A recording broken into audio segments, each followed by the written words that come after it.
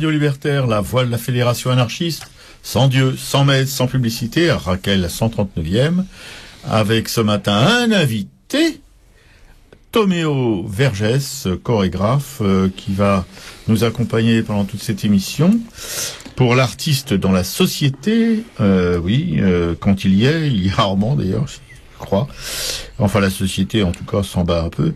L'artiste en dehors de celle-ci, c'est sa place privilégiée. L'artiste et l'engagement, c'est moyen. L'engagement politique, j'entends, parce qu'il peut s'engager dans d'autres choses, évidemment. L'artiste et la religion, il y en a toujours qui prient. L'artiste et la science, c'est plus tout à fait ça. Et l'artiste et l'autorité, vous savez ce qu'on en dit de l'autorité chez nous autres, les artistes, qu'on l'emmerde. Voilà. Alors, bon, vous venez d'entendre le temps des cerises, Noir Désir, qui est notre petit musique d'intro. Avec Piquet-Cou aujourd'hui à la régie, donc vous entendrez bien l'émission. Bonjour. Mon Jean à ma gauche, mon Jean, notre référence en matière d'histoire de l'art. Hussard noir de la République. Alors, j'aime bien quand tu dis. Ah, c'est plus tard. C'est plus tard, oui. C'est plus tard. Il faut d'abord que je fasse mes preuves, c'est ça? Non.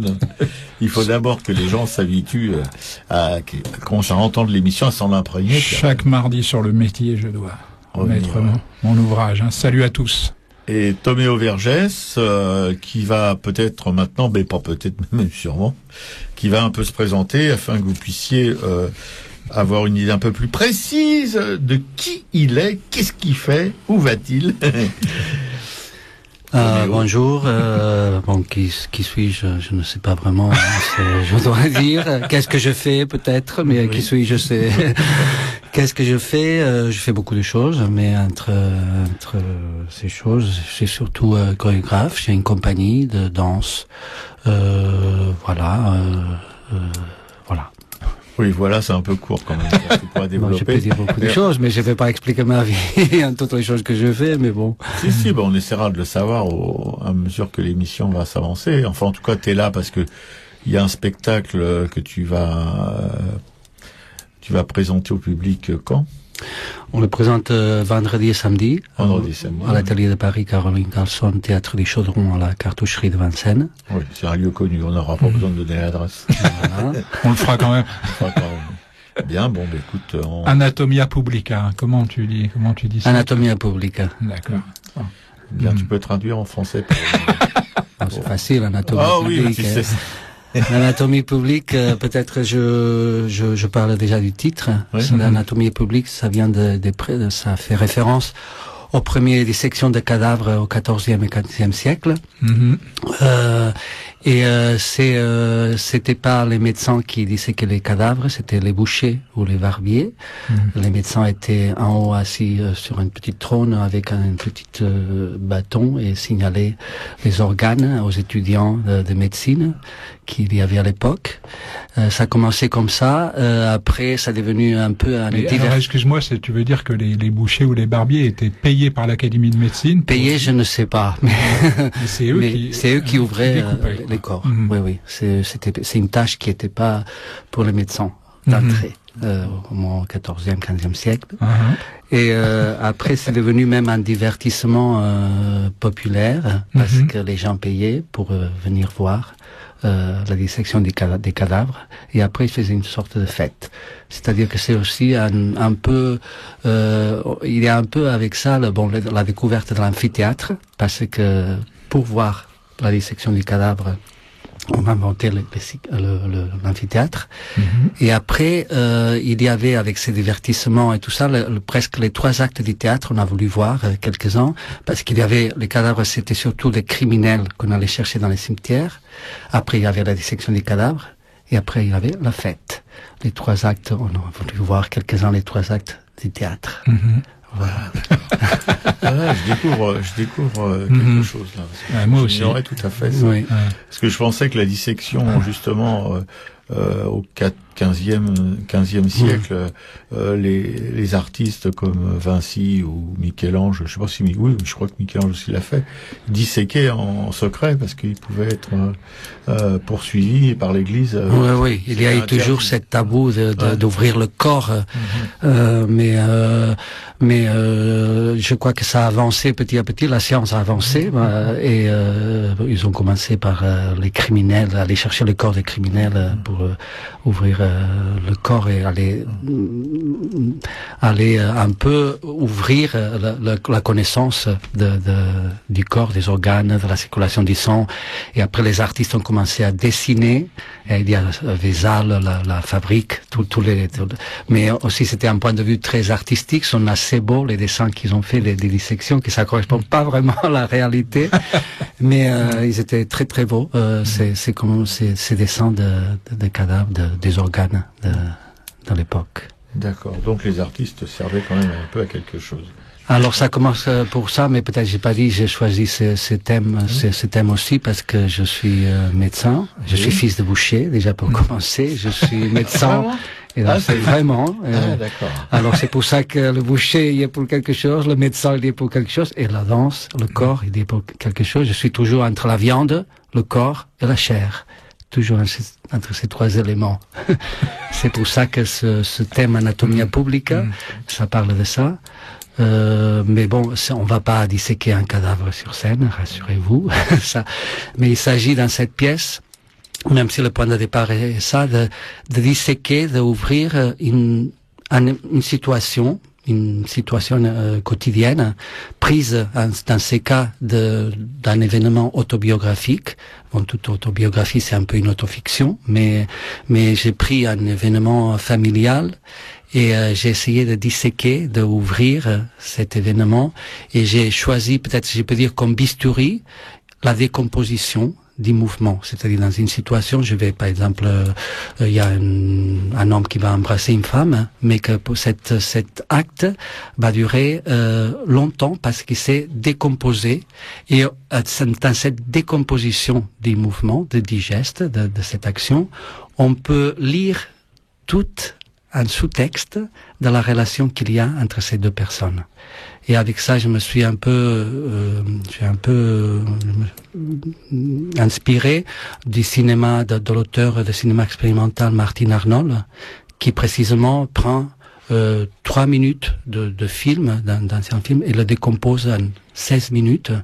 Il décompose les mouvements, il fait vraiment une symphonie de décomposition, et vraiment il découvre tout le sous-texte qu'il y a dans une situation, les parents avec les enfants à table, que c'est déjà assez nerveux, des fois c'est assez énervant, mais là c'est très très énervant parce qu'il découvre un couple aussi un acte très simple, un homme qui arrive à la maison, il va embrasser sa femme, mais avec la décomposition du mouvement, on voit toute la relation qu'il y a entre cet homme et cette femme. C'est une sorte de anatomie. C'est anatomiser, je ne sais pas si ça existe ce verbe en français, mais c'est une situation. Et voilà, c'est la base de cette pièce Anatomia Publica. Magnifique.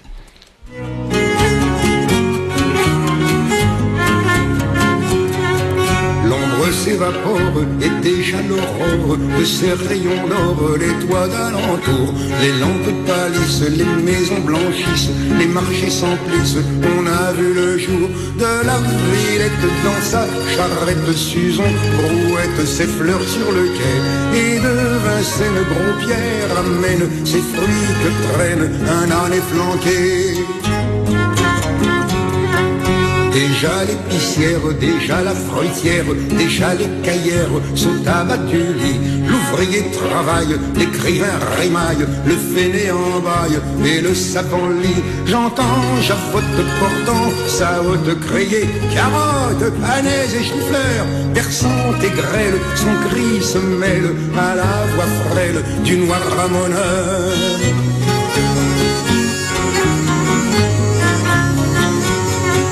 Le joueur bras vides, la mine livide et la bourse vide rentre en fulminant. Et sur son passage, l'ivrogne plus sage, rêvant son breuvage, ronflant, fredonnant, gentil apporte devant ma porte, Perrette apporte son lait encore chaud. Et la portière sous la gouttière prend la volière de Dame Margot. Le malade sonne afin qu'on lui donne, la drogue coordonne son vieux médecin, tandis que sa belle, que l'amour rappelle au plaisir fidèle, fin d'aller Robin. Dans chaque rue plus parcourue, la foule accrue grossit tout à coup. Grand, bas de taille, vieillard, marmaille, bourgeois, canaille, abonde partout.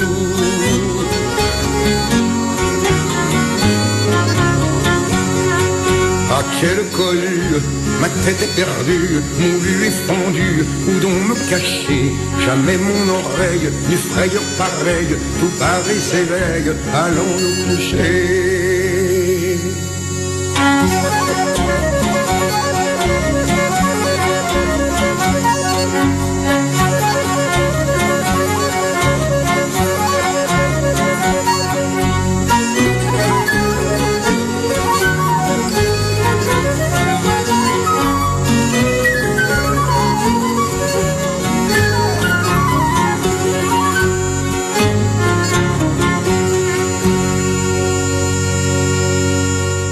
Voilà, sur un air de contredanse du 18e, c'était le tableau de Paris à 5h du matin, une chanson écrite par Marc-Antoine de Saugier en 1802, qui dessine à grands traits réalistes un tableau de Paris, une description quasi documentaire de la ville qui s'attarde sur les petits métiers et l'effervescence de la ville. Sur Radio Libertaire, la voix de la Fédération anarchiste, sans Dieu, sans maître, sans publicité, Piquet-Cou à la régie, Jean à l'instruction publique et plus particulièrement artistique, notre invité Toméo Vergès, et tout de suite la mini-tube de l'imminence. Je peux juste te demander, Piquet-Cou, qui chantait en fait? Ah, c'est Francis Lemarque. D'accord, voilà, on l'avait bien reconnu. Ouais. Ok. La mini-tube de l'imminence, vraiment la science, tout de suite avec Jean en Raymond et moi en Roro XXL. Je commence comme chaque mardi, parce que Jean me refile le bébé. Je chauffe la salle en quelque sorte. Mais c'est exactement ça. Hein. D'accord. Ouais. Et c'est un métier. Et c'est un métier que j'espère exercer. Alors, pour vous évoquer avec vous ce matin une histoire de carte postale que mon camaruche Jean m'a envoyé en pièce jointe avec un petit mail sur une rue de Bagnolet, la rue Sadi Carnot, en 1900, combien, Jean? Oh bah là, avant la guerre de 14. Le timbre, si tu veux, il date de 1906. Ça, c'est une certitude. Maintenant, il a été utilisé un petit moment. Donc, c'est entre 1906 et 1900 et la guerre de 14. D'accord. Voilà. Donc, une rue de Bagnolet, vous savez, Bagnolet, c'est collé vraiment, c'est maqué à Paris. Hein, on pourrait dire que c'est même un quartier de Paris maintenant, pratiquement. Et que je me suis baladé dans cette rue il n'y a pas tellement longtemps, où notre Jean va avoir probablement dans quelques temps un atelier. Et je dois dire que c'est d'une tristesse aujourd'hui. Enfin oui, c'est-à-dire que c'est mort, quoi. Il y a personne dans la rue. Or la carte postale que Jean a trouvée sur le net, dit-il. C'est une rue peuplée avec des boutiques, avec des gens qui sont dans la rue, qui se laissent photographier. D'ailleurs, on dirait qu'ils posent. Alors, ouais, une petite fille ou une dame avec une charrette à bras qui existait beaucoup à cette époque-là, avec un enfant dedans. Enfin, bon, un boucher, plein de boutiques et où se situe aujourd'hui le futur atelier de Jean. Il y a une dame, il y a une boutique ancienne, vous savez, c'est pas du tout comme maintenant, avec des vitres, séparées, avec des vitres en bois, etc. Et une dame qui a dû relever la vitre. C'était une guillotine, non? Guillotine, voilà, c'est comme ça. Des fenêtres à guillotine. Des fenêtres à guillotine, voilà. Le tramway. Ouais. Et oui, et des rails du tramway, et aussi sûrement des crottins de chevaux, parce qu'il y a, je suppose que le camion qu'on voit au fond, c'était un camion tiré par des chevaux. Voilà. Et tout ça pour vous dire que Paris, aujourd'hui, évidemment, est très loin de cette image qui, comme le disait Toméo tout à l'heure, on en parlait hors micro, peut provoquer chez nous de la nostalgie ou de nous pousser à dire ah oui, c'était mieux hier qu'aujourd'hui. Non, c'était peut-être pas mieux hier qu'aujourd'hui. La vie était peut-être pas mieux hier qu'aujourd'hui, mais en tout cas, elle était de mon point de vue plus humaine. C'est-à-dire que tous ces gens, on sent qu'il y a une espèce, enfin, on le sent pas forcément dans la carte, mais quand même, que les gens se parlaient puisqu'ils se rencontraient dans la rue, ils étaient à pied la plupart du temps, ils habitaient dans ces rues-là et qu'il y avait une vie dans la rue qu'il n'y a plus aujourd'hui.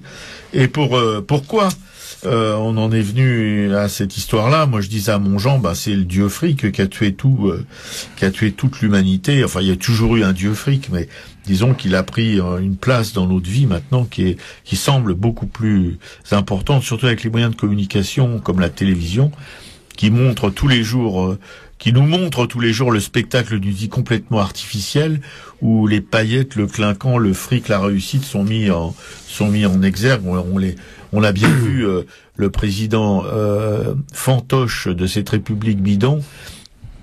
Lorsqu'il a été élu, ses premières actions en tant que président de la République, c'était d'aller fêter sa victoire au Fouquet's, à un bistrot populaire, hein, comme le disent certains de ces turiféraires, et puis après d'aller passer des petites vacances sur un yacht de milliardaire. Enfin bref, toutes ces choses qui sont de plus en plus insupportables quand on voit.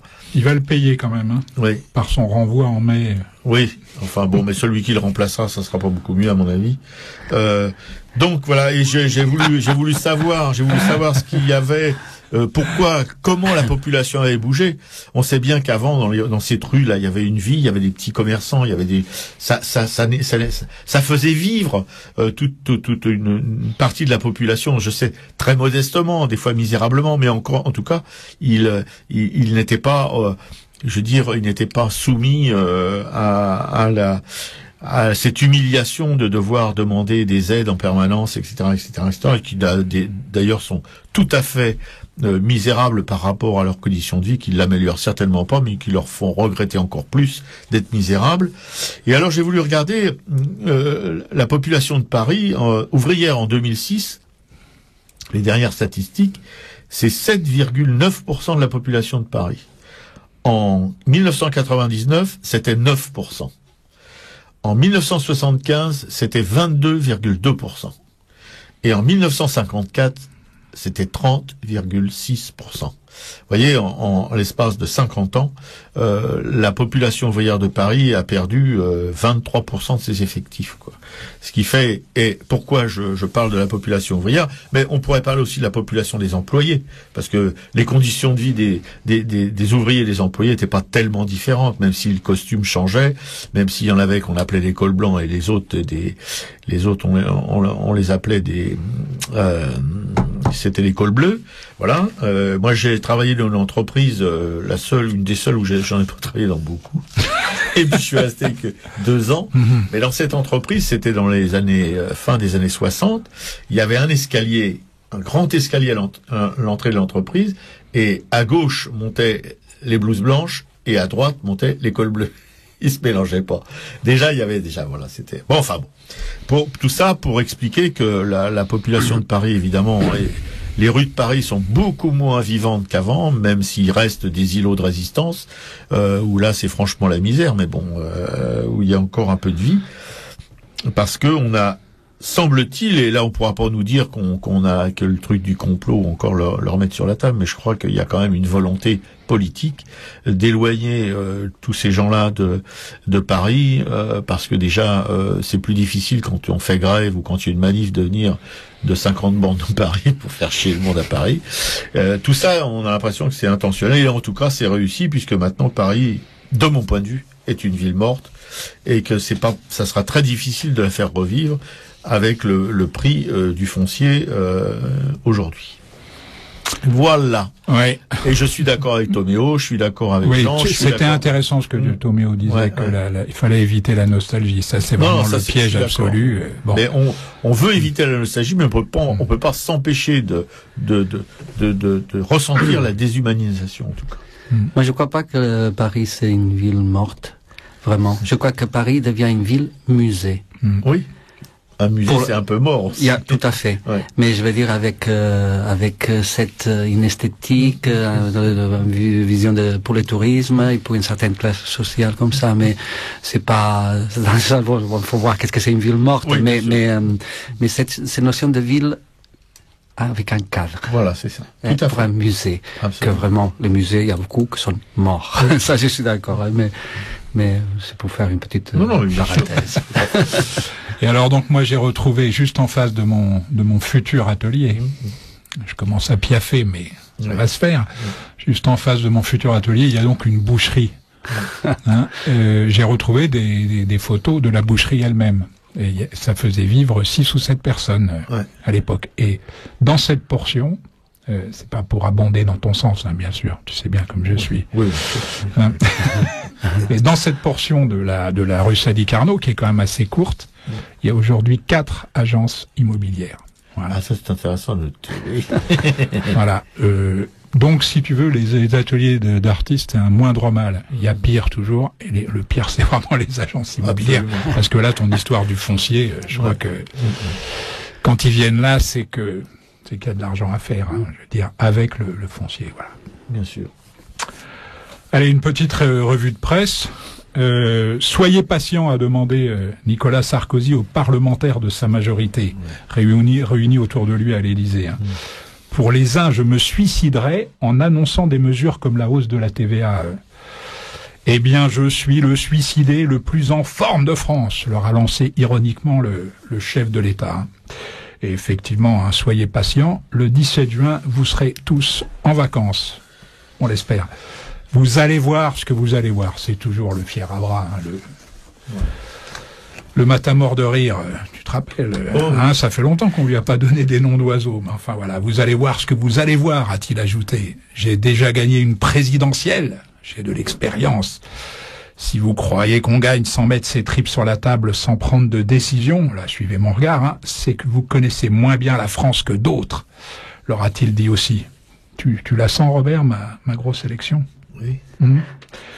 Paradoxe des sondages, le président sortant est jugé plus crédible, il est largement derrière pour l'instant, mais il est jugé plus crédible que son adversaire socialiste pour diriger le pays, le réformer et réduire sa dette. Je rappelle que c'est 600 milliards de dettes supplémentaires, Sarkozy. 1 million de chômeurs et 600 milliards de dettes supplémentaires. Mais enfin, apparemment, voilà, les Français lui font en effet davantage confiance pour les sortir de la crise, même si dans ce domaine comme dans celui de la lutte contre le chômage, il faut quand même le préciser, le scepticisme l'emporte quant à la capacité des représentants des deux grandes familles politiques pour trouver une issue. Je veux que le droit au logement soit opposable devant les tribunaux. Ça te rappelle pas quelque chose? Si. C'est une des multiples... Voilà. En 2007... Plus un SDF ne dormira dans la rue. En 2009. Voilà. En 2007, Nicolas Sarkozy promettait un toit à tous les Français. Ah oui. Ouais. En 2012, il leur laissera une très grosse ardoise. Mais est-ce qu'avec cette ardoise, ils vont pouvoir faire le toit en question? Non, allez, je déconne. Une femme a été placée. Une femme a été placée en garde à vue après avoir lancé un paquet de farine à la figure du candidat socialiste. Ouais. Tout le monde a vu ça. Même toi, tu ne peux l'ignorer. Non, mais ce que j'ai surtout pas ignoré, c'est le service d'ordre du candidat socialiste qui a foutu cette pauvre femme par terre avec une violence inouïe. Ah, ça, j'ai pas vu. Ah oui, mais personne l'a vu. Pourtant, c'était bien, ça s'est bien passé derrière le candidat Hollande. Oui. Ah ouais. Ouais, oui, on nous a montré son stoïcisme. Ah oui, son stoïcisme impressionnant. Moi, j'ai pas vu les images de la femme. Il devait être surtout tétanisé par la trouille. Une simple cuisinière, je pense. Oui. Avec Francine Lafayette-Russie, non, c'est pas... Bon, en tout cas, c'est Hollande qui est enfariné, mais c'est Sarkozy qui est cuit, enfin, du moins, on l'espère. L'autre jour, Marine Le Pen, j'ai assisté à ce monument de communication, on va dire, pour être poli. Quand il s'agit d'une femme, j'ai toujours certaines réserves. Marine Le Pen était l'invitée du journal de France de 13h. Hein. Le présentateur. Marine Le Pen, pouvez-vous nous dire, ça m'a vraiment rappelé quelque chose, et je pense que tu vas réagir aussi, peut-être Toméo également, pouvez-vous nous dire que vous savez comment relancer la croissance et résorber le chômage? Réponse de Marine Le Pen, après un silence. Hein. Oui. Le présentateur, vous pouvez le dire? Marine Le Pen, après un silence un peu plus court que le premier. Oui. Vous pouvez le dire? Oui. D'accord, mais comment? En le faisant. Non, je caricature à peine. Moi, je croyais qu'elle avait dit c'est en supprimant le chômage. Rabindranath Duval, ça te dit quelque chose, non? Non. Non? Le sketch de Pierre Dac et Francis. Ah oui. Le grand sar, Rabindranath Duval, vous pouvez le dire? Oui. Oui. Oh, il peut le dire, bravo, on applaudit bien fort. En tout cas, on dira ce qu'on voudra. Hein. Depuis l'arrivée des énarques au FN, hein, ils ont eux aussi maintenant, ça y est, le niveau est quand même monté d'un cran, hein, nettement. Hein, je sais pas ce que vous en pensez. Voilà, allez, un petit clin d'œil à Toméo. Le nouveau gouvernement espagnol de Mariano Rajoy est déjà au travail. Son ministre de la Justice, Alberto Ruiz Gallardón, je sais pas comment on dit ça, à peu près, ça va, a en effet annoncé le projet de revenir sur la loi de libéralisation de 2010. Voilà. La libéralisation de l'avortement aura donc duré 18 mois en Espagne. Ils reviennent là-dessus. Ouais, ceux qui espéraient de ce gouvernement conservateur, c'est comme ça qu'ils s'affichent. Hein, on peut pas les traiter d'hypocrites. Hein, non, bien sûr que gouvernement conservateur. Non, voilà. bien sûr. Ceux qui espéraient qu'ils s'en prendraient d'abord aux dérives du capitalisme financier, qui a quand même créé quelques grandes misères en Espagne, hein, en seront pour leurs frais. Voilà, le premier truc sur lequel dont ils s'occupent, c'est ça. Voilà, l'Église d'abord. Ouais, et ça, c'est dans tous les pays, mais que d'Europe, qui soient socialistes, capitalistes, tout ce que tu veux. Voilà, ils sont toujours à côté des vrais problèmes. Ils règlent les choses populistes, mais bon. Et puis à propos de populisme, le ministre de l'Intérieur, et je finirai là-dessus, le ministre de l'Intérieur Claude Guéant a déclenché une vive polémique. Là aussi, tu ne peux pas manquer d'être au courant. Toméo non plus, en déclarant que contrairement, je cite précisément sa phrase parce que d'autres ont fait des raccourcis, contrairement à ce que dit l'idéologie relativiste de gauche, pour nous, toutes les civilisations ne se valent pas. Celles qui défendent l'humanité nous paraissent plus avancées que celles qui la nient. Celles qui défendent la liberté, l'égalité et la fraternité nous paraissent supérieures à celles qui acceptent la tyrannie, la minorité des femmes, la haine sociale ou ethnique. Bon. Une politique parfaitement vaine, hein, dans la mesure où on sait qu'il est en service commandé. Tous les mots de cette phrase ont été pesés, hein, mesurés. On s'étonnera quand même seulement qu'un ministre de l'Intérieur racole ainsi les voies publiques, tu vois. Hein. Normalement, c'est rigoureusement interdit par la loi. Hein, tu vois, bon. Tellement transparent, le brave Guéant. Tiens, on va l'appeler Guéant vert. Guéant vert. Voilà, c'est bien évident. Hein, il s'agit de pomper, comme ça avait très bien fonctionné en 2007, les voix qui se porteraient autrement sur le Front National. Hein. Voilà, c'est tout pour aujourd'hui. À la semaine prochaine. Oui, parce que, mon Jean, pour abonder, je suis un abondeur professionnel. Public.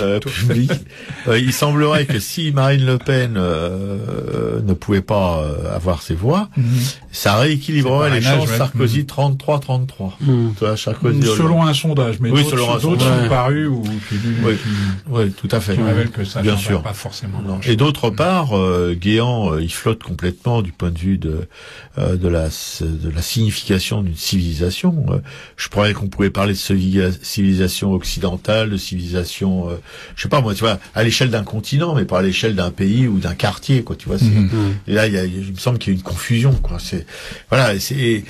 Effectivement, il est indéfendable et à moins d'être complètement idiot, ce que semble être la majorité des Français, mais bon, on peut pas trop leur en vouloir avec tout ce qui se gave, c'est que il est vraiment là en train, effectivement, de démarcher les voies de l'extrême droite, quoi.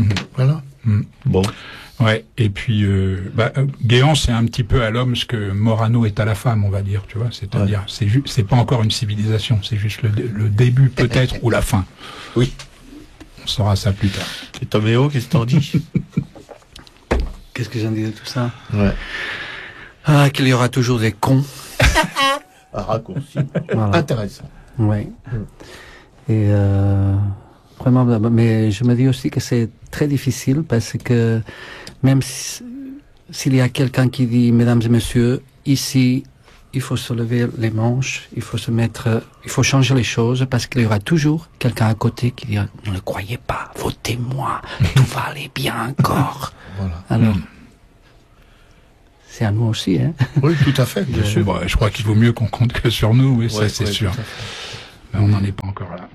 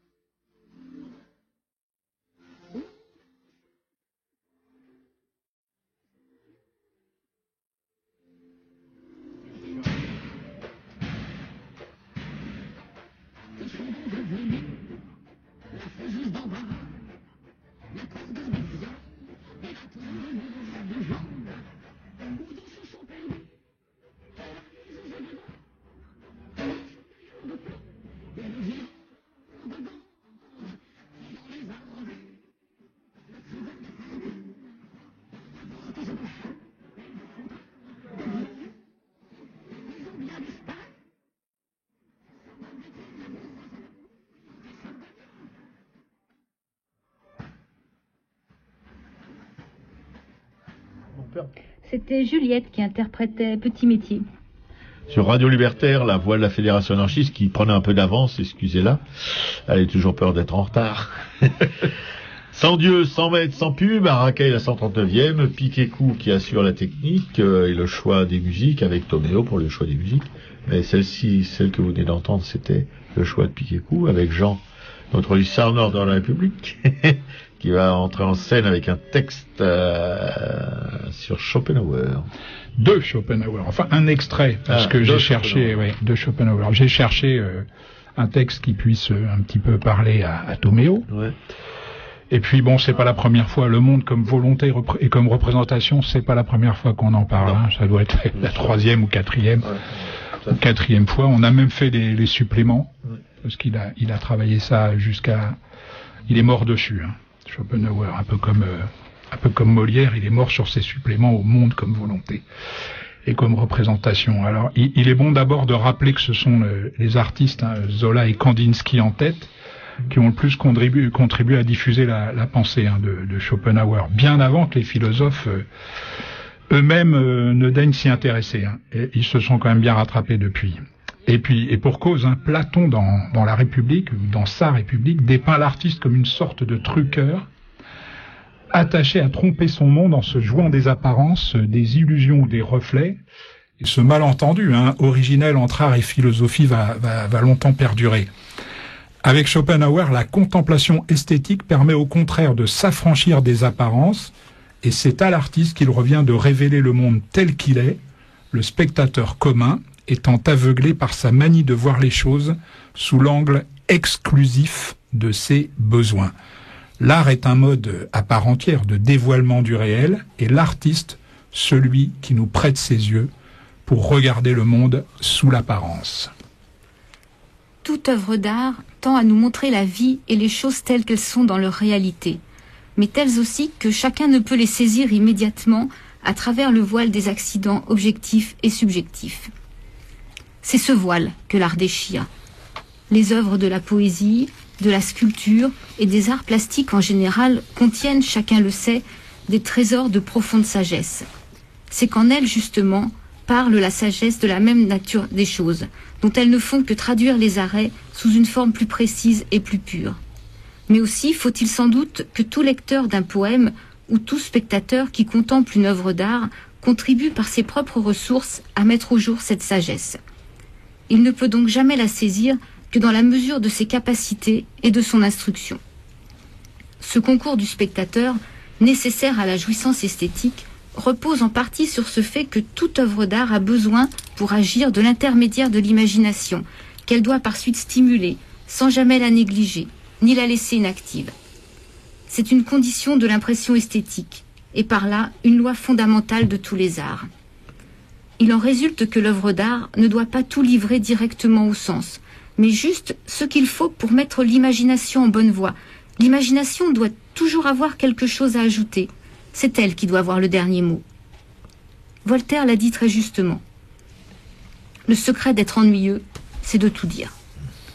Voilà pourquoi souvent les esquisses des grands maîtres font plus d'effet que leurs tableaux achevés, parce qu'ils ne laissent rien à faire à l'imagination. La sculpture, en effet, ne donne que la forme, mais non la couleur. La peinture donne la couleur, mais la simple apparence de la forme. Toutes deux ont ainsi recours à l'imagination du spectateur, et la poésie ne s'adresse qu'à la seule imagination, qu'elle met en activité par le moyen de simples mots.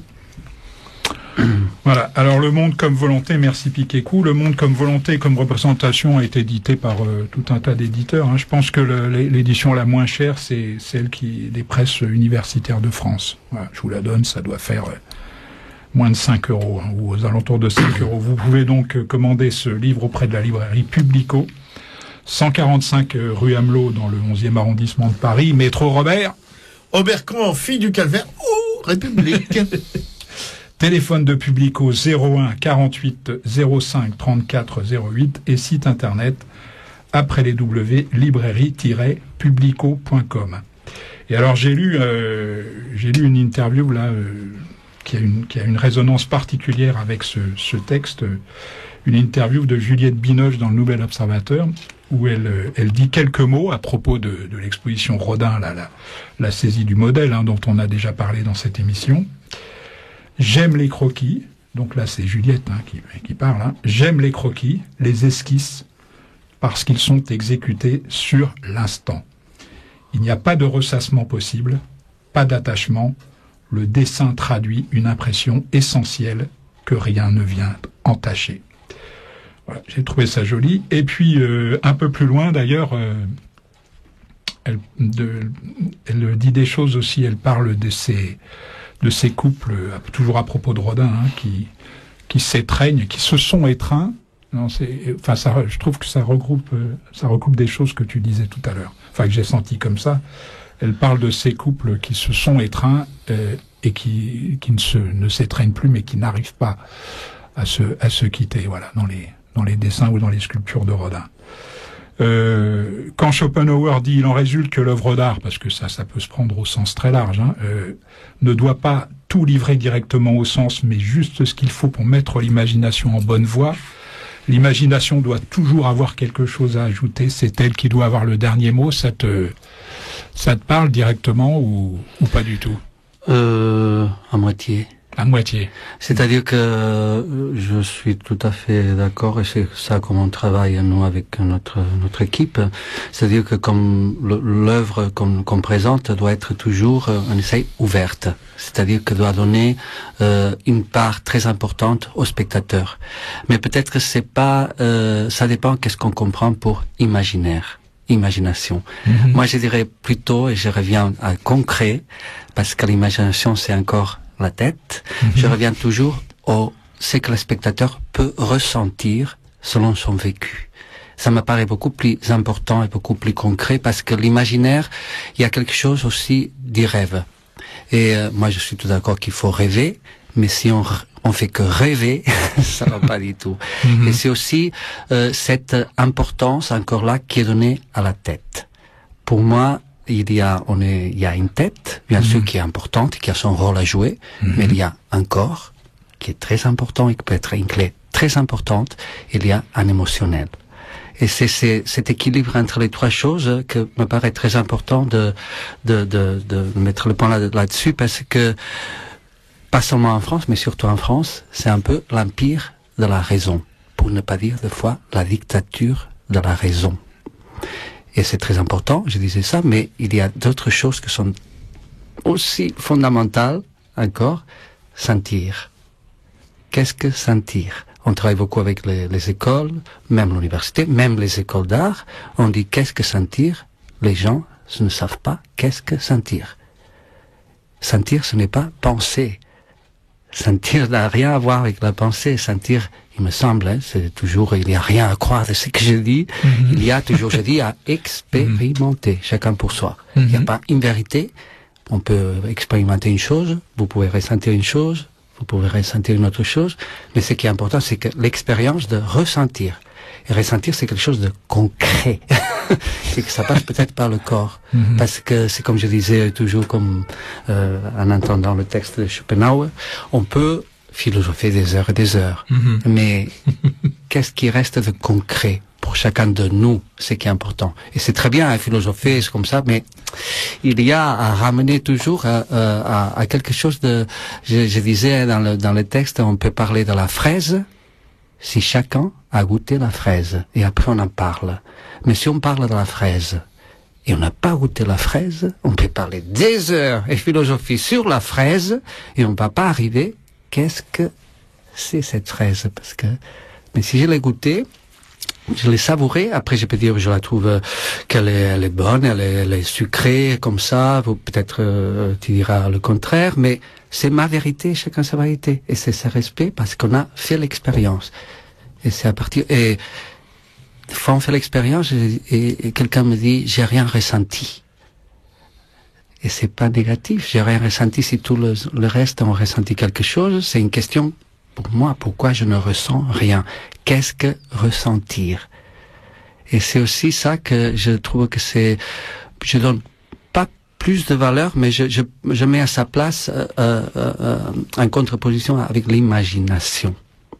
Je sais pas si je m'explique, hein, mais voilà. Mais moi je relève cette phrase de Jean, là, l'art est un mode à part entière de dévoilement du réel, parce que je pense que ça nous a expliqué tout à l'heure.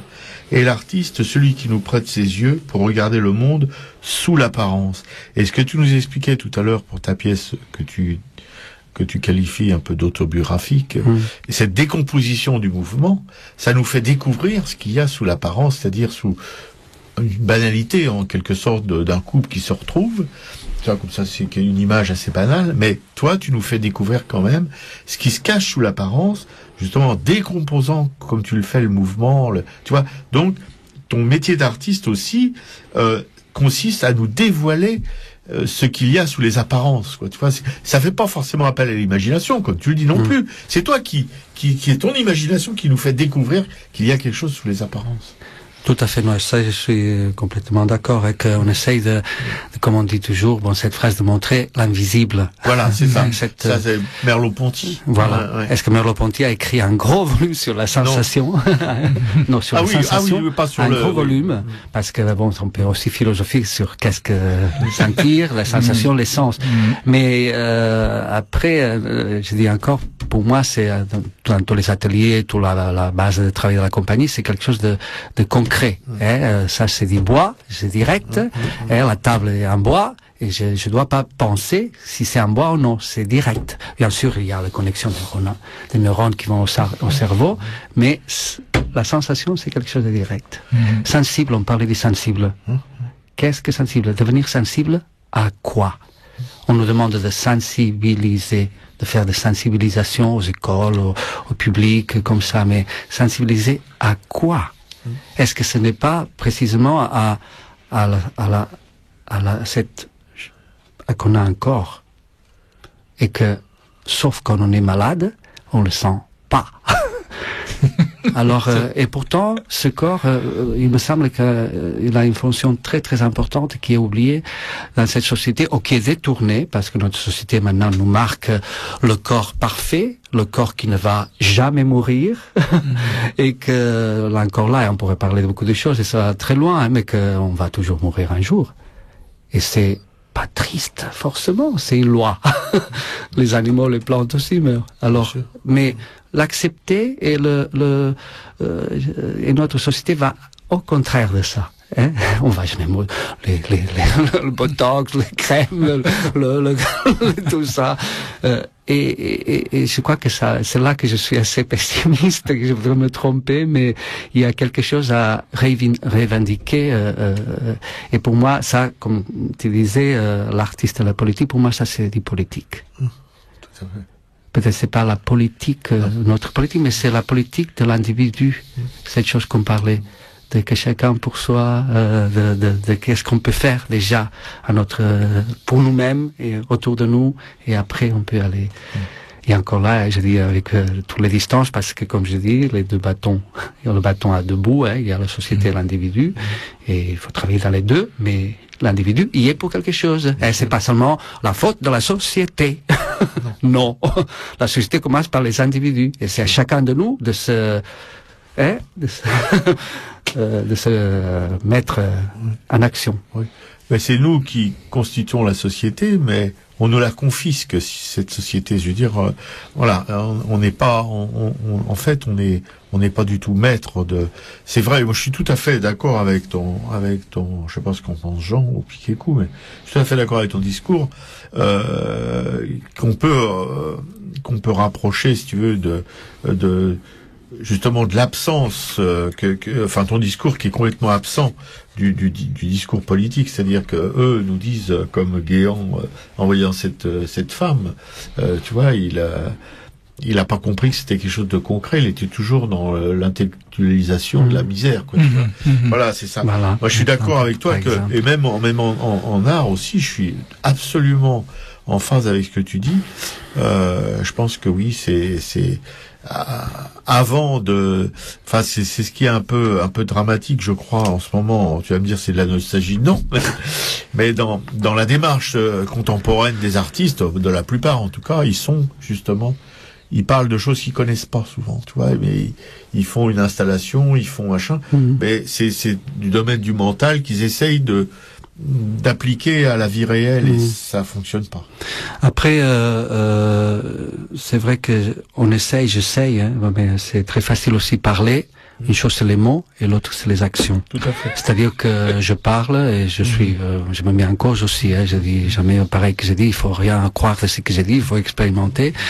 Mais je crois que le moteur, et je sais pas, de l'artiste, ou comme ça devrait être, qu'est-ce qui me travaille?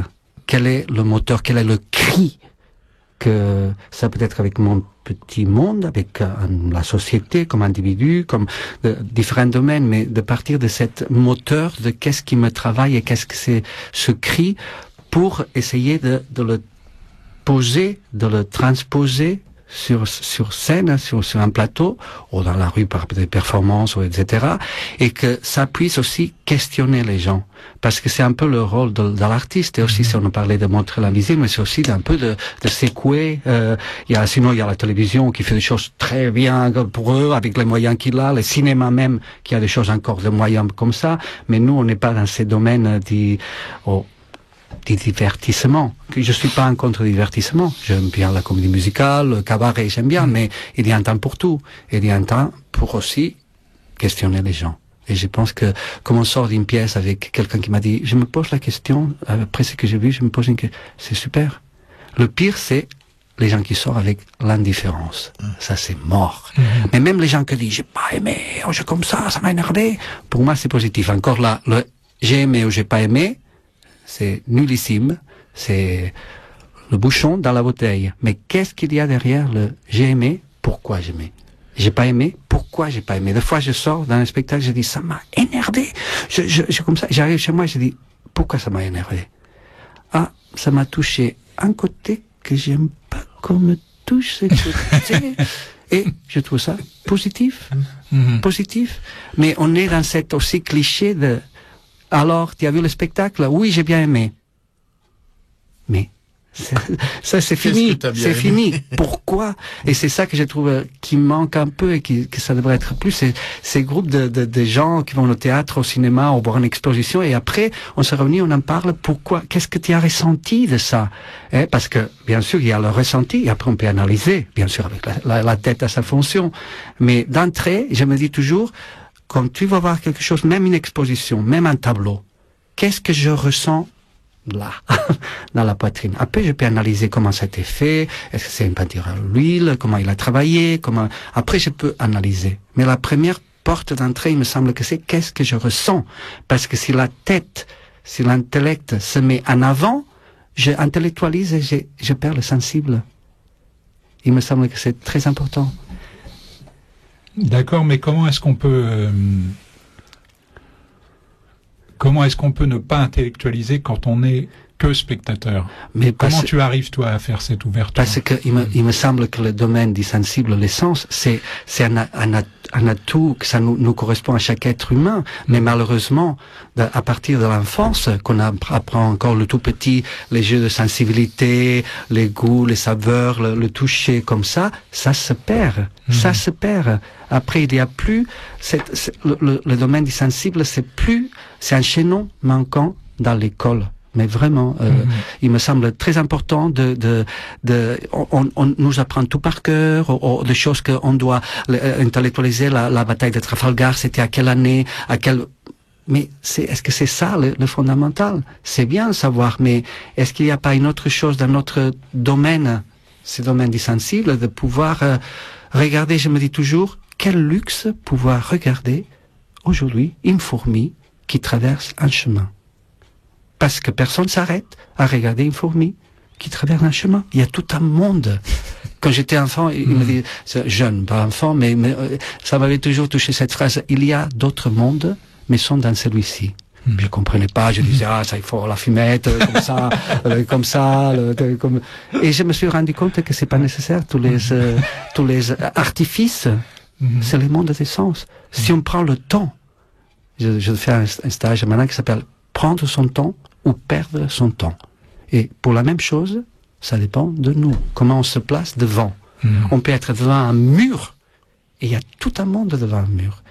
Mais c'est pas rêver sur le mur, c'est s'ouvrir au monde qu'il y a dans un mur. Ou dans un parc, l'autre jour je me suis assis dans le parc, j'avais un temps, je regardais par terre. Les choses qu'il y a par terre, c'est un monde. C'est un monde. Un mégot, un bout de nourriture, le sable, les pierres, il y a tout un monde. Comment rester devant, faire l'expérience, c'est parce qu'il faut expérimenter. Comment rester une heure devant un arbre? Mais pas à rêver sur l'arbre, mais à sentir l'arbre. Que l'arbre, c'est un être vivant, et moi je suis aussi vivant. Et il y a quelque chose qu'on partage. Mais on n'a plus le temps de ça. Et on ne nous a pas appris ça. Mais c'est à travailler. C'est pas parce que je dis ça que je suis encore au-delà de ça, mais que c'est un travail sur l'instant, sur le moment de prendre son temps. Pour ça, une autre société, surtout dans les grandes villes, on n'a plus le temps de faire quoi que ce soit, parce qu'on est tous stressés, moi compris. Hein. Mais c'est nécessaire de faire, il me semble, de cette résistance. Ça aussi, c'est politique. Je continue à dire cette politique concrète de la lutte de chacun avec soi-même pour pas se laisser précisément, ce que tu disais, s'envelopper par parce que on nous conduit et on nous met dans la tête, même la publicité par exemple. Qu'est-ce qui nous met dans la tête? Il y a des choses, même, bon, là je touche à notre domaine, mais j'ai voyé l'autre jour, même pour les maladies et la médecine. Pourquoi on doit acheter des médicaments qu'avant on n'achetait pas, parce que des maladies qui n'existaient pas avant. La dépression, par exemple, la dépression, oui, la dépression au Japon, par exemple, je ne sais pas si vous avez vu cette émission, c'était fantastique. La dépression au Japon, ça n'existait pas. Alors il y a des laboratoires très intelligents. On était au Japon et il dit nous on va vous faire je pense qu'il y a eu de l'argent pas au milieu bien sûr, mais ils ont fait la publicité de vous êtes un peu triste. En japonais, alors vous êtes en dépression. Mais pour ça, il y a un médicament qui va résoudre tous vos problèmes. Et ça, il y en a, le bipolaire. Avant, ça n'existait pas, le bipolaire. Maintenant, il y a 4 types de bipolaire. Même la dépression post-menstruation pour les femmes. Vous êtes un peu... Ah, il y a un médicament. Avant, il n'y avait rien de ça. Et on vivait... ça, c'était pas... Mais c'est encore tout ce système de consommation et que comme ça. C'est pour ça que c'est un truc vraiment global et que c'est à nous aussi d'être informés et de s'ouvrir à ça et de refuser ça avec tout l'effort, parce que ça demande un effort à tous. Hein. Je parle aussi pour moi, que c'est parce qu'on peut parler que pour ce qu'on a expérimenté, et je sais l'effort que ça me représente. Pas avoir de voiture, ou pas avoir de choses qu'on a. Notre société nous a habitués à cet confort. Comment retourner à une chose, pas un réalisme nostalgie, mais pour solidarité avec les autres et pour solidarité avec la planète, parce que cette planète. Bien sûr, il va bientôt... J'ai un ami qui disait, bon, je saute de coq à l'âne, mais ça m'a fait beaucoup rire parce qu'il m'avait dit, le jour que chaque Chinois va consommer un œuf, la planète va s'effondrer. Parce que si on multiplie le nombre de Chinois, le nombre d'œufs qui sera nécessaire, le nombre de poules qui sera nécessaire, le terrain qui sera nécessaire pour nourrir les poules, c'est pas possible.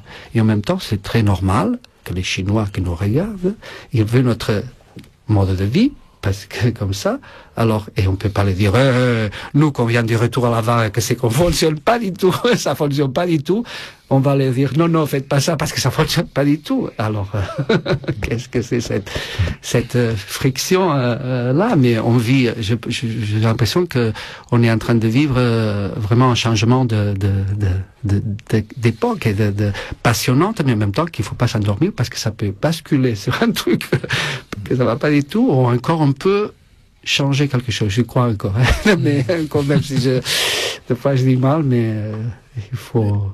Et dans ta pièce, je me souviens plus si c'était hors micro ou dans ta présentation, celle qui va être présentée à la cartoucherie là, qui évoque donc le mouvement, mais le mouvement qu'on ne voit pas.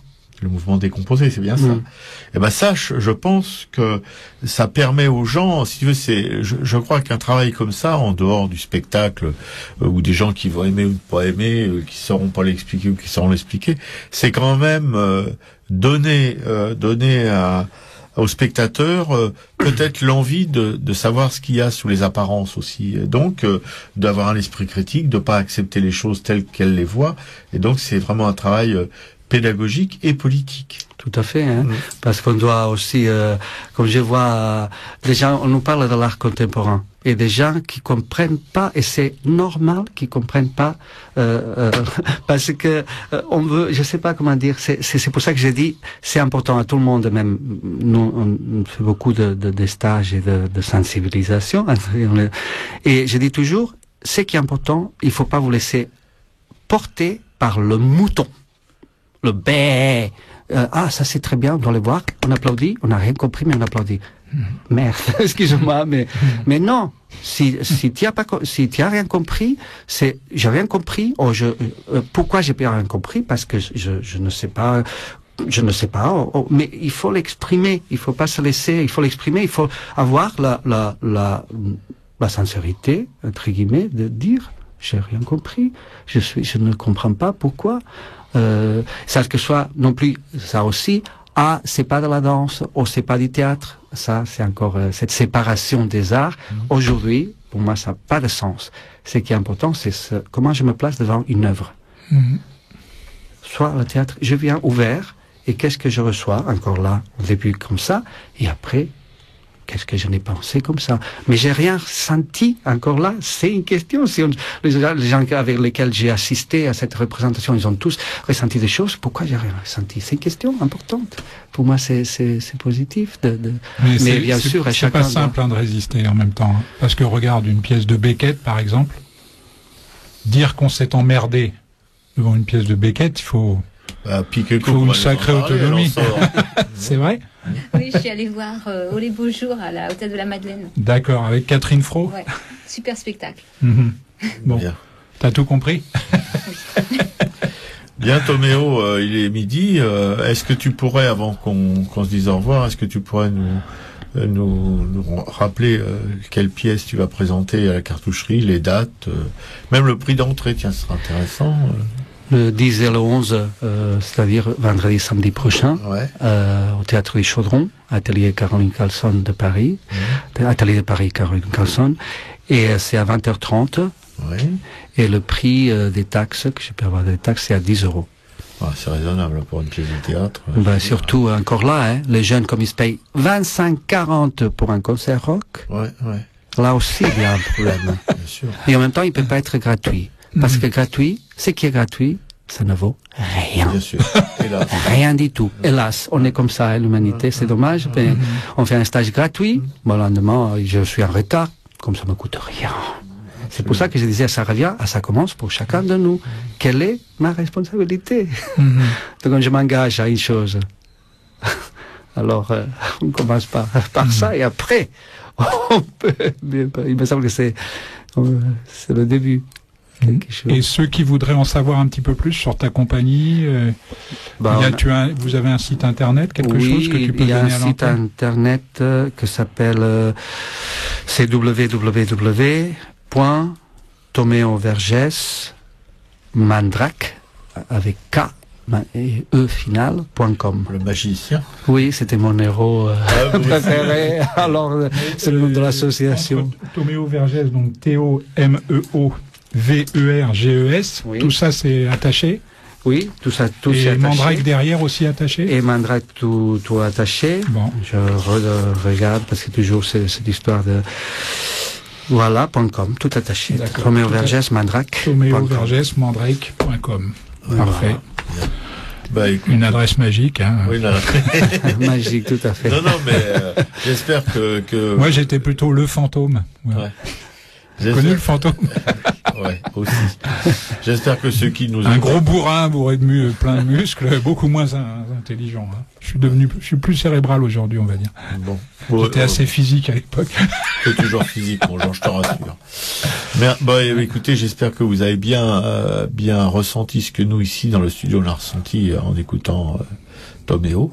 C'est toujours assez extraordinaire. On est des privilégiés de pouvoir recevoir des artistes comme lui qui s'expriment simplement pour dire des choses un peu compliquées, et c'est ce qui manque le plus en ce moment. Voilà, puis je vais redonner l'adresse de notre blog parce que je mettrai tous les liens possibles et imaginables donc vers le site de la compagnie aussi bien que vers la cartoucherie, tout ça, une billetterie même éventuellement.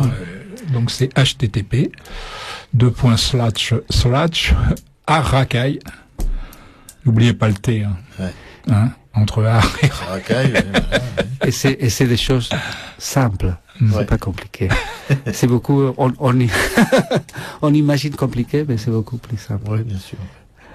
Ah, arracaille.blogspot.com. Je vous attends au prochain atelier, travail du corps, parce que vous êtes beaucoup assis.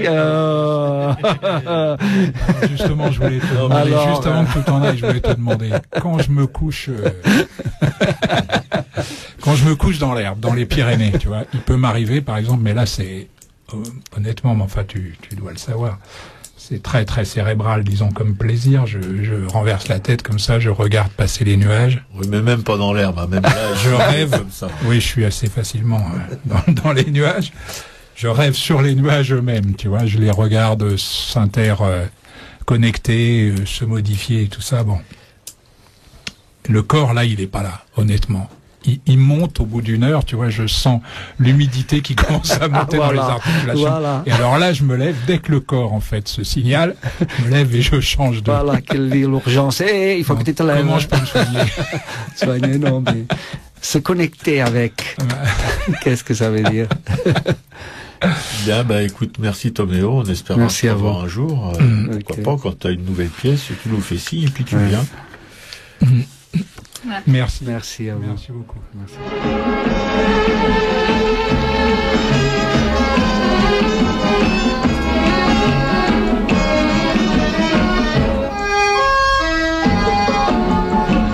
You could be a professional dancer. I am. I mean, I was. That's against our union rules. I always observe the rules and regulations.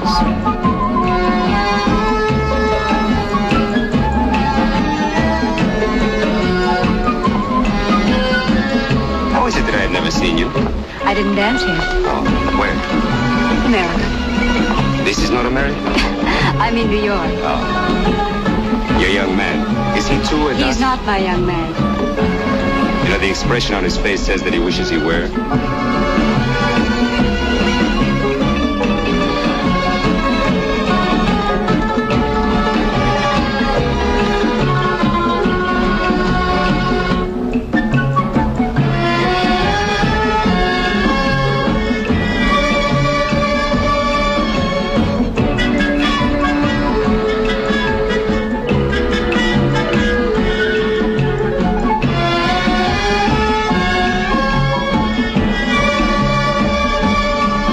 The rules and regulations, remember?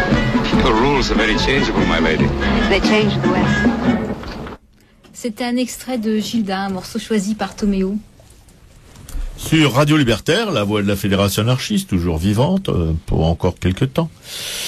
À Racaille, la 139e, avec Piquécou à la régie, Jean, notre hussard noir, qui va vous parler des expos à venir, et Toméo, qui s'en va du studio. On le salue, on est très heureux de l'avoir reçu. Au revoir à tout le monde. Et comme je disais, le dernier mot, malgré toutes ces choses qui paraissent compliquées, c'est alegria. Allegria. Arriva. Ça veut dire énergie, c'est le mot compliqué, énergie, mais arriva. Et alegria, peut-être on comprend mieux. Bonne journée. Bonne journée à toi. Salut à toi, hein, merci. Au revoir. Alors la première expo, c'est ripaille et rogaton. Ouais. Manger au Moyen-Âge. Ouais. Hein? Ouais, mon Jean, bah oui, me regarde pas comme ça, je suis pas un cochon de lait. Voilà, ça c'est Arkea, c'est 56 rue de Paris. Je vous fais sortir de Paris pour aller dans le 95 à Louvre. Et tu vois, on reste quand même... Ouais. Hein, il y a comme un air de famille. Voilà, 95 380 Louvre, ça c'est jusqu'au 4 mars 2012. Hein. Alors le musée Arkea, qu'il faut le signaler, a ouvert ses portes en septembre 2010 à Louvre, hein, donc dans le Val d'Oise, organise sa première exposition thématique sur le thème des ripailles au Moyen-Âge. Les ripailles, ici on sait ce que c'est. Tous les mardis on ripaille. nous. Oui. Hein? Oui. Sous le haut patronage de l'autre Jean, Ouais, qui est pas seulement un intello, mais qui est aussi un gros gourmand. un gros, on pourrait dire un épicurien, mais gros gourmand, c'est plus, ça colle plus à la réalité. À quoi ressemblait en effet la cuisine à cette époque, hein, en pays de France? Tu en as la moindre idée, Robert? Absolument. J'ai lu quelques trucs, mais non, pas vraiment, non. Pourtant, parfois, en nous voyant manger, on pourrait se croire revenu au Moyen-Âge, mais enfin, ça, c'est encore. Non, il paraît que c'était très épicé, les mets étaient très relevés, et puis que les viandes n'étaient pas toujours d'une fraîcheur. Oui, un peu faisandées. Voilà. Oui. C'était, tout ça était relevé, quoi. Ouais, ouais. Voilà. Quels étaient les ustensiles utilisés? De quel plat raffolait l'homme médiéval? Comment conservait-il les aliments? Les moines, les paysans, les seigneurs mangeaient-ils la même chose? Je crois pas, non. Enfin bon. Quelles étaient les contraintes imposées par l'Église? Autant de questions auxquelles l'exposition ripaille et rogaton. Donc j'aime bien cette oui. Répond tout au long. J'ai pensé que ça te parlerait là aussi. Ah oui, surtout les rogatons. Répond tout au long les rogatons. De ce parcours dynamique et sensoriel. Ça, c'était bon, genre, il y a que toi qui pourrais nous signaler une expo comme ça. Constitué d'objets de reconstitution de cuisine. Non. On s'y croirait. Ouais. D'illustrations et de recettes de cuisine, notamment issues du fameux Ménagier de Paris qui date de 1393. Et puis Marcel Storr, un bâtisseur visionnaire, ça c'est au Carré Baudouin, rue de Ménilmontant, tu vois où c'est, presque tout en haut de la rue là. 75 020 Paris, c'est dans mon quartier. C'est valable ça jusqu'au 10 mars 2012. Entre art brut, art populaire et art naïf. L'œuvre de Marcel Storr, tu connais, non? Non. Il est mort en 1976. Et du domaine de l'inclassable, enfant abandonné. Lui, c'est Zola, tu vas voir. Enfant abandonné, placé par l'assistance publique dans des fermes où il était battu. Storr, devenu sourd, condamné à l'illettrisme, a toujours aimé dessiner. Son œuvre fut découverte par hasard en 1971. Sa femme, concierge dans un lycée, confie à Liliane Kempf, qui est parent d'élève, le secret de son mari qui jamais ne voudra exposer un seul de ses dessins et encore moins en vendre. Pourtant, Marcel Storr, un simple balayeur au bois de Boulogne, ou plutôt cantonnier, ça c'est les termes officiels, cantonnier d'empierrement saisonnier des parcs et jardins de la ville de Paris. Des deux, tu vois, il en avait des particules, ce Marcel Storr. Selon son statut officiel, comme je l'ai dit, est un artiste inspiré. Tout au long de son existence, il a poursuivi avec obsession la construction d'un univers entièrement sorti de son imaginaire, édifiant d'invraisemblables cathédrales aux flèches effilées comme des aiguilles, puis dans une seconde période, libéré de son inspiration religieuse, Dieu soit loué, des cités fantastiques telles d'étranges Babylone, voilà. Il recrée un Paris imaginaire dans ses dessins et déclare: quand Paris sera détruit par la bombe atomique, je finirai là-dessus, le président des États-Unis viendra me voir et on pourra tout reconstruire avec mes dessins. Tu vois, c'était du lourd quand même. Ah, c'est du lourd, mais en même temps, il y a chez ces artistes, comment on peut les appeler, d'art singulier, naïf, primitif, tout ce que tu veux, il y a quand même une constante, c'est que c'est des gens qui n'ont absolument pas l'idée de faire commerce de leur art, quoi, qui font. Voilà, ils ont une espèce de. Il y avait même la volonté. Lui, c'est pas qu'il. Il y avait aussi la volonté. Oui, il voulait pas du tout. Absolument. Il voulait pas du tout. Voilà. Ce qui les différencie beaucoup de pas mal d'artistes, non seulement professionnels mais amateurs. Et je pense surtout amateurs, qui se prennent pour des génies et qui monnaient leur travail, qui est souvent pas vraiment à la hauteur de ce qu'ils croient qu'il est. Voilà, donc l'expo, c'est une 60aine de dessins en tout, en couleur. Ah ouais. Ouais, dessins en couleur. Il y en a, enfin, disons qu'il y en a beaucoup qui sont rehaussés à l'aquarelle, avec une prédilection pour les couleurs automnales. Tu vois, il y a pas mal de rouge, brun, voilà. J'ai vu pas mal de trucs là sur le net de lui. Ouais. C'est pas vraiment une peinture qui me bouleverse, mais c'est très rare d'ailleurs les artistes bruts, même si j'aime l'idée de l'art brut, c'est très rare ceux qui, à part chez Sac, qu'on pouvait ranger dans cette espèce de constellation. Mais ils sont très rares ceux qui touchent vraiment, quoi. C'est vraiment une affaire de spécialistes, les gens qui s'attachent à leur travail.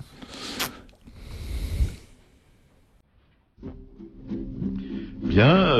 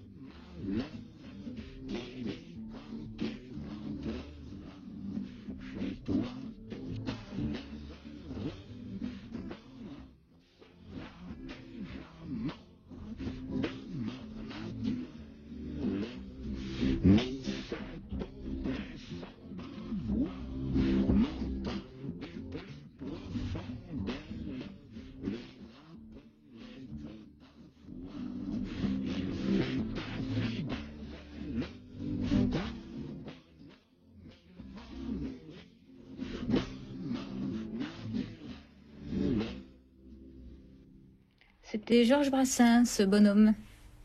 Alors que nous avions prévu de programmer le verger du roi Louis, mais le site musical sur lequel on a pompé le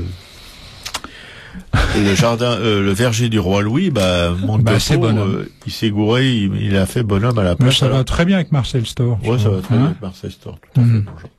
Bien, et écoute, on va passer aux annonces trad de la FA pour les œuvres. Marcel Storr qui n'était pas vénitien. Hein. Non. Ah oui, alors ça, je me doutais que t'allais en faire une comme ça. Enfin bon. Bon. Allez, vas-y. Les œuvres de la Fédération anarchiste, camarades, tous aux barricades. J'adore quand il est comme ça. Ah, ça réveille. Avec, d'abord, notre radio, que vous écoutez depuis, enfin, si vous êtes des auditeurs fidèles, en tout cas, si vous n'êtes pas des velléitaires, que vous écoutez depuis 11 heures, depuis le générique Temps des cerises par Noir Désir, la radio qui a besoin de vos petites bourses. Non, attendez, les bourses, il y a de la thune, hein, pas les autres. Alors, quoique, bon, qui a besoin de vos petites bourses pour... Bourse plate, passez votre chemin. Oui. Bon, c'est pas un peu... Oui, bourse plate, passez votre... Non, c'est dégueulasse. Non, les bourses plates, on les aime aussi. Hein, c'est je suppose qu'on est plus pour les bourses plates que pour les bourses plates. C'est aux bourses plates que tu conseilles l'habitude de... Ah non, la genre... reprise individuelle. Sauf. Bon. Et pour aider notre radio, camarades, travailleurs, travailleuses, c'est de nous refiler 21, c'est-à-dire 20 €, et on vous remettra à la réception de cette manne, on vous remettra une carte d'auditeur, et que vous pouvez trouver à la librairie Publico. Mais je pense aussi que vous pouvez la commander par le net en écrivant à Publico un message et en envoyant avec un chèque. Quoi. Enfin bon, vous pouvez vous débrouiller comme ça, mais moi je vous conseille plutôt à moins que vous habitiez à Marseille ou etc. Mais si vous habitez dans la région parisienne, de bouger vos petites miches et de venir à la librairie Publico pour vous acquitter de cette dîme qui permet au studio, à la régie, de poursuivre son travail militant d'information, comme on fait avec la mini-tube de Luminance. Hein. On se dévoile un peu là. Hein. On se bat pour un monde meilleur.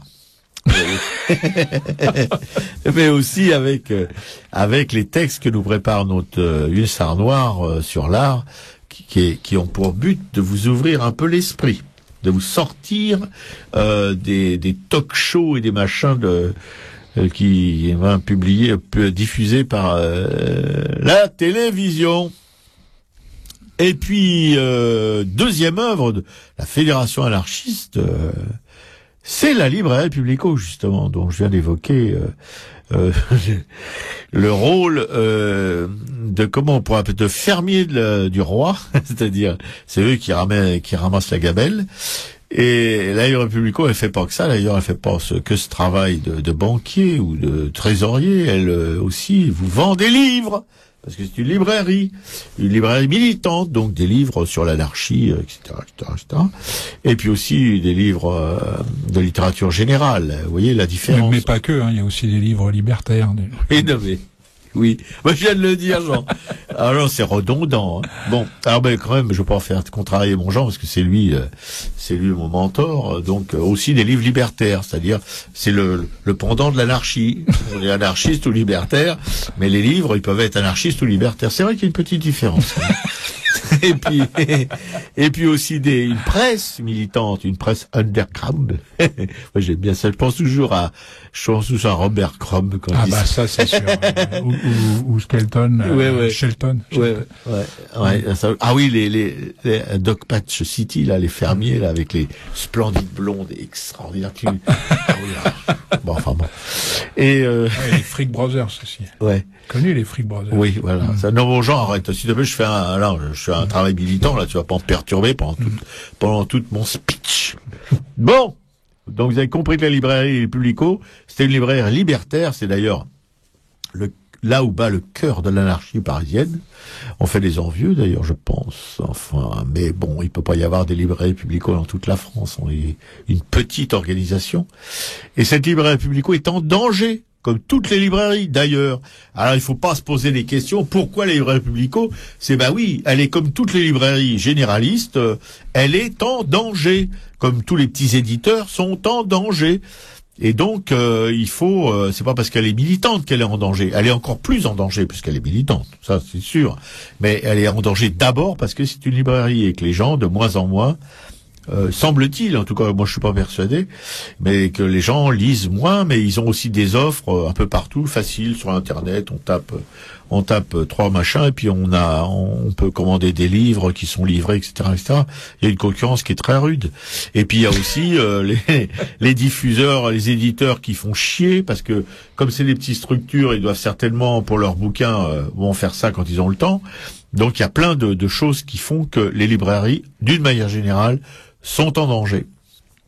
Et les librairies Publico militantes encore plus. Donc, il faut vous bouger, y aller.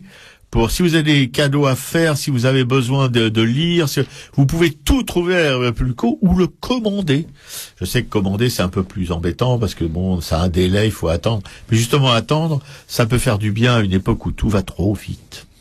Je me sens plus ce matin. Bon, et puis la troisième œuvre, et non la moindre, c'est Le Monde Libertaire, le magazine de la Fédération anarchiste qui paraît toutes les semaines en kiosque, mais pas beaucoup dans la capitale, hélas, parce que encore une fois, c'est pas un magazine qui tire à 1 million d'exemplaires, hélas.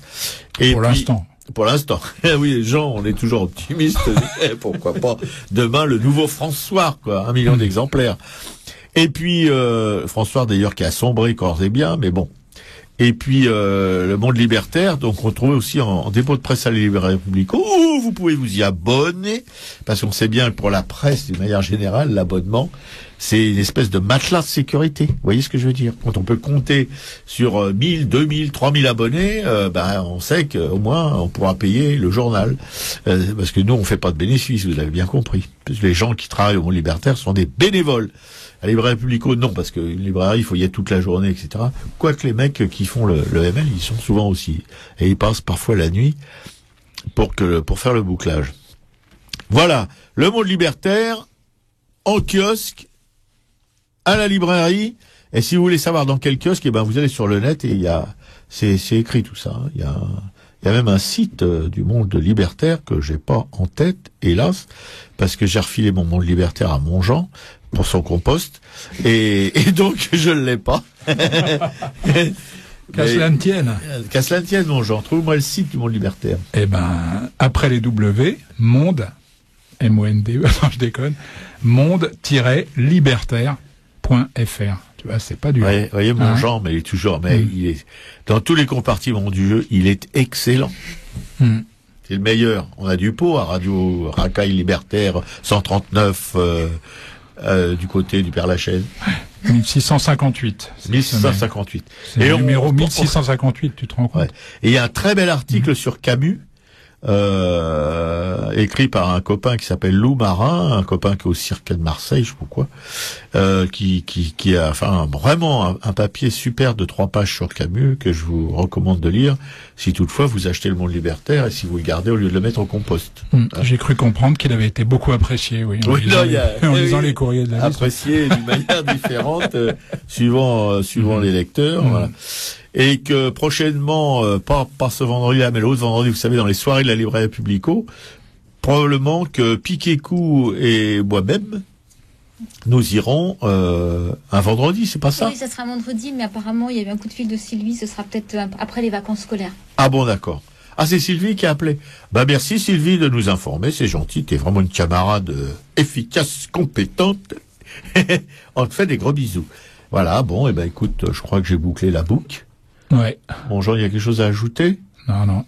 Allez, Jean. Après une démonstration aussi brillante. Et je n'aurai qu'un cri, vive l'anarchie!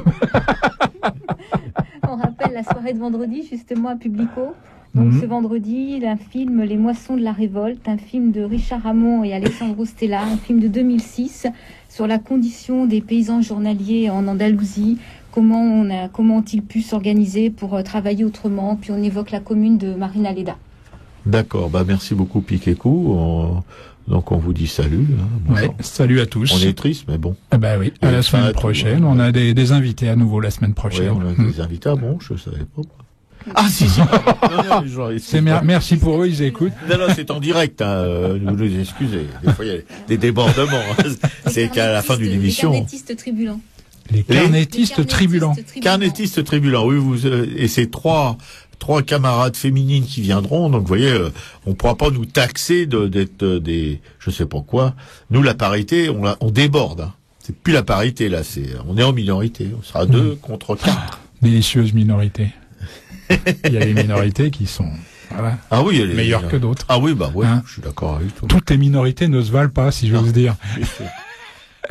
Au revoir. Salut à tous. Salut.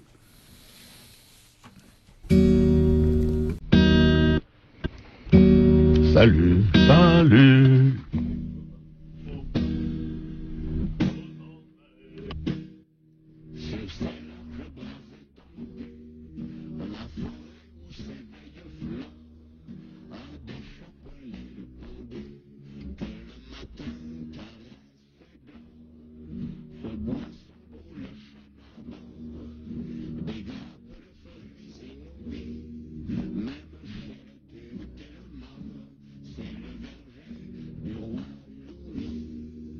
Tout ça.